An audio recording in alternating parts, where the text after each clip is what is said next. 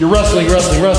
Once you start taking bumps, now you're taking bumps, you know what I mean? So it's like, you would like wrestle, and then you went right to the high spot. Now they gotta go to high spots, you know what I mean? I feel like I was trained properly from like the ground up. The term a lot of people use is like learning to run before you learn how to crawl. You should learn the basics first. I personally feel like you should learn how to call things more on the fly and like ad-lib things in a wrestling ring as opposed to choreographing a whole routine beforehand. But then, then there's mix and matches there where you can, it's, in a perfect world, it's a little bit of both. I feel like calling things, pre-planning matches is more of an advanced technique.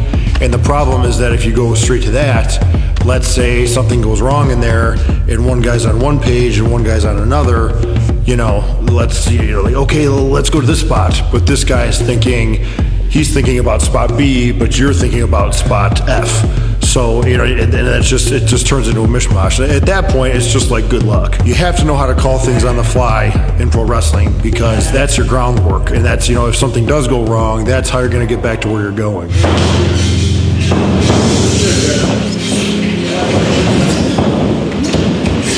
Like I said, I feel very fortunate that that's how I was trained first, and then I learned how to advance into pre-planning more things, and you know what I mean. Which is, don't get me wrong, that's important too. I'm not trying to downplay that at all. I mean, especially when you get into because there's different tiers of wrestling here. Like if you're talking about televised matches, that's going to be mapped out because you have.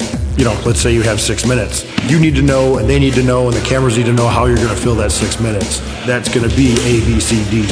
But like I said, if you're on an independent show and, time isn't really much of an issue, then, especially if you're getting into like longer matches, like let's say you're going to have like a 15, 20-minute match or something like that, you're going to, good luck learning a dance routine for 20 minutes. You're going to have blocks there where you're going to have to ad-lib some stuff and learn how to go more on the fly. So that's what I try to bring here to grapplers, is trying to help these guys have as many tools in their belt as possible. So they're not used to just one style, They can do a little bit of everything. I just want them to be good workers.